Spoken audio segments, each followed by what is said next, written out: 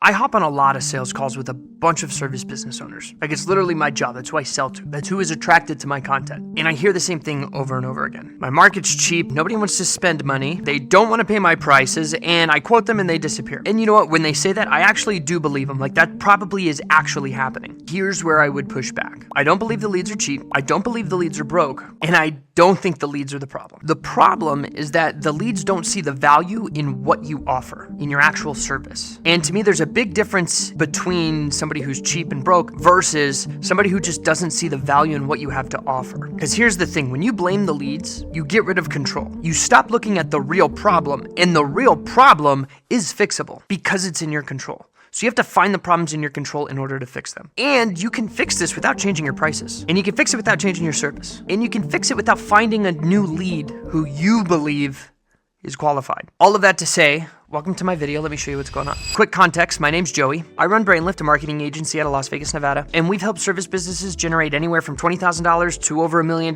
in revenue, specifically from paid advertising. And we do it using social media video. So I want you to imagine something. You're stranded in the desert. You have $100 in your pocket. You have no food, no water, like you're literally going to die if you do not eat something or drink water soon. But then out of nowhere, someone walks up to you with a McDouble from McDonald's and a bottle of water, and they want $100 for it. Lucky you. Now, on a normal day, that meal might be $8. And honestly, you've probably paid $8 for that meal. But right now, it's not an $8 meal. Right now, it's the meal that's gonna keep you alive. So you tell me, don't fight the analogy, just answer the question, are you gonna pay the $100? Of course you are, every single time, because you're going to save your life. And by answering that, you prove my point. Price doesn't change, perceived value does. That person in the desert isn't cheap. They're not a price shopper. They're not a bad lead. They just needed to understand what they are actually getting and why it matters right now. Your market's the same way. They're not cheap. They just don't see it yet. So here's how I know your market's not cheap. Your competitors are still busy. Right now, in your city, in your exact industry, your competitors are charging real prices. They're booked out. They're not complaining about price shoppers. There's premium versions of your service and people are paying them. People are literally paying more for the same service every single day. Point is, there's always a higher tier and there's always somebody buying it. And think about this. The cost of the problem you solve is most likely higher than the cost of hiring you. A homeowner who ignores a bathroom remodeler and does it themselves doesn't really save money. They spend a lot more time and a lot more money later fixing their fuck-ups. And so the cost of not hiring you is higher than hiring you. My point is the demand's there, the market isn't broken. The way you are presenting your offer is what's broken. Have an open mind for a sec, okay? The real problem is that you're not packaging your offer in a way that feels worth the price. And I know when I say the word packaging, most people have no idea what that actually means because it's a buzzword. So let me explain. Packaging just means how you explain something to someone so it's obviously valuable before they even talk to you. It's the outcome.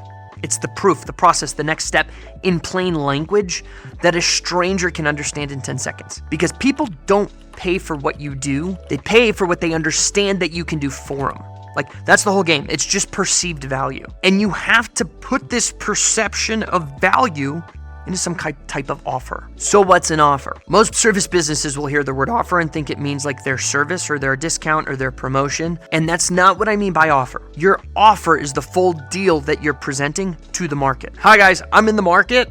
This is what I have to give to you. That's your offer. It's what they get, how it works, what it costs, how fast it happens, why they should trust you, and what they should do next. All of it together, right? In one clear package. And if your offer sounds like, we do a bunch of stuff, call us for pricing, that's not really an offer, that's a menu. And menus get price shopped every single time. So like the difference between a menu and an offer, I want to make this in plain English. A menu sounds like this. We do kitchens, we do bathrooms, we do floors, showers, backsplashes, call for pricing. You're giving them a menu with prices. Okay, an offer sounds like, we'll come walk the space with you. We'll give you a clear quote within 24 hours and you'll get 2 or 3 options based on your budget.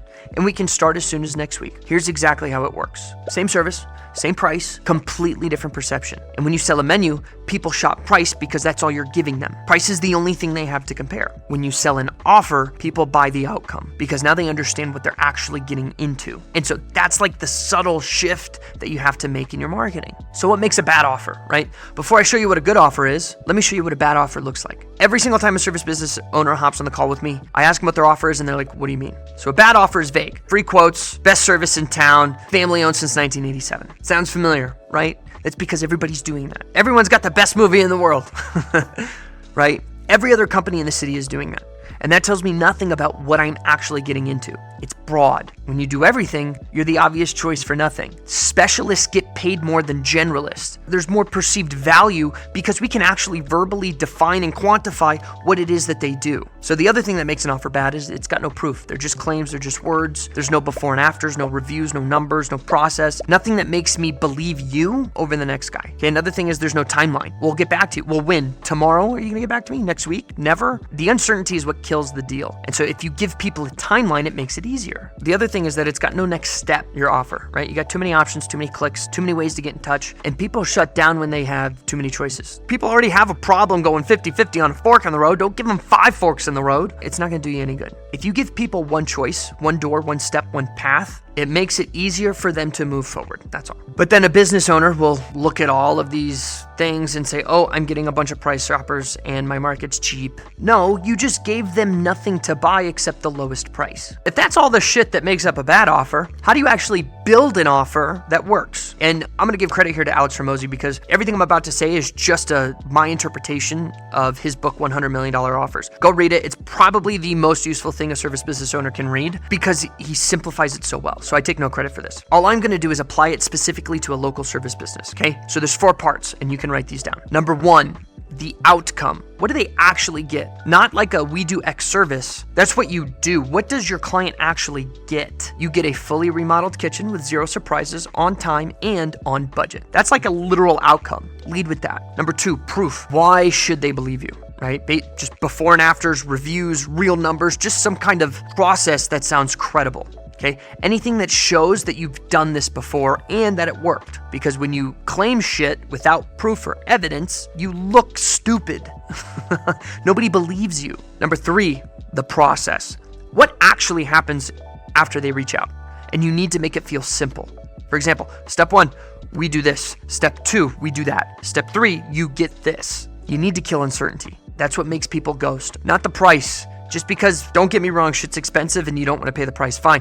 But people are more upfront about that. It's when they aren't certain about what it is they need to do next that they ghost because they get all wishy-washy and they're like, I'd rather just not deal with that. So I'm going to walk over here and go away. Remove the uncertainty. Walk them through it. They're just scared of making the wrong decision. So remove the uncertainty and walk them through it. And watch what happens to your close rate. And then watch what happens to the quality of the prospect you're talking to. So number 4, next step. And this is kind of like number 3 too, but give them one action, one call to action. Call this number, fill out this form, send a DM, book here. Not call us and fill out the form and check our website and check our Instagram and shoot us a DM and shoot us an email.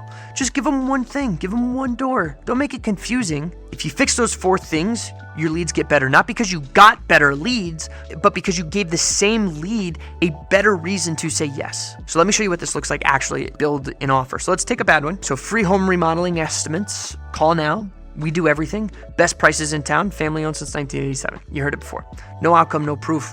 No next step. It's words that every other contract in the city is also saying. So let's actually build it out properly, okay? So first thing we're gonna focus on, the outcome. We specialize in kitchen and bathroom remodels for Las Vegas homeowners, and we get it done on time, on budget, and with 0 surprises. Great. You know exactly what you need to do, exactly who it's for, and what you're getting into. Okay? I'm not guessing, I'm not hoping, it's just right there. Now let's add the proof, step 2. We've completed over 200 projects in the Vegas Valley. Here's what our clients have to say. Not just show pictures of your testimonials and shit in your 5-star reviews, okay? Now I have a reason to believe you over the next guy. Now let's add the process, okay? Here's how it works. You fill out the form, we come out within 24 hours, we walk through the space with you, and we give you a clear quote with 2 or 3 options based on your budget, and nothing moves forward until you approve everything. Sounds pretty simple, right? Because now I'm not scared. I know exactly what's gonna happen, I know what to expect. There's no uncertainty. There's no unknown wishy-washy white thing that's just sitting here and you're like, what is that? It's not a ghost. I'm certain. Now let's add the last thing. Click the button below and we'll reach out within the hour. One door, one call to action, something simple they can do.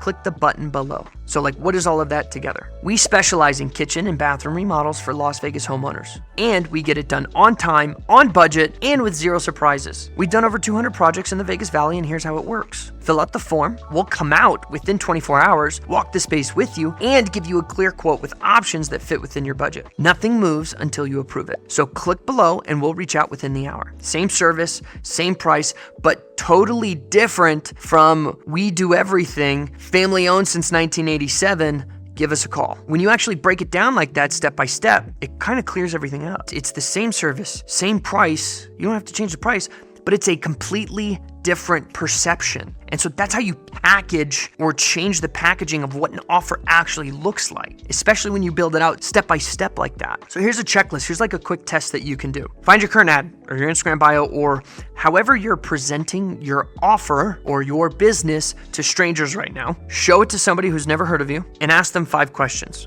Number 1, what do I get? Number 2, how does it work? Number 3, how fast do I get it? Number 4, why should I trust you? Number 5, what do I do next? If they can't answer all 5 of those questions, your offer isn't being perceived well. It's not packaged correctly. And that's not really a lead problem. It's not a targeting problem. It's not a meta problem. It's a clarity problem. But here's the thing, getting clarity is free. Fix your offer first, because once you do and the leads actually start coming in and they start actually understanding your offer, there's actually another issue that's going to come up once you start advertising that you probably don't even know about. And it has nothing to do with your offer or your ads. It's what happens inside of your business the moment someone raises their hand. And most businesses just aren't built to handle it. But I broke that down in the next video. You could check it out. Thank you for watching. I'm going to eat more nachos now.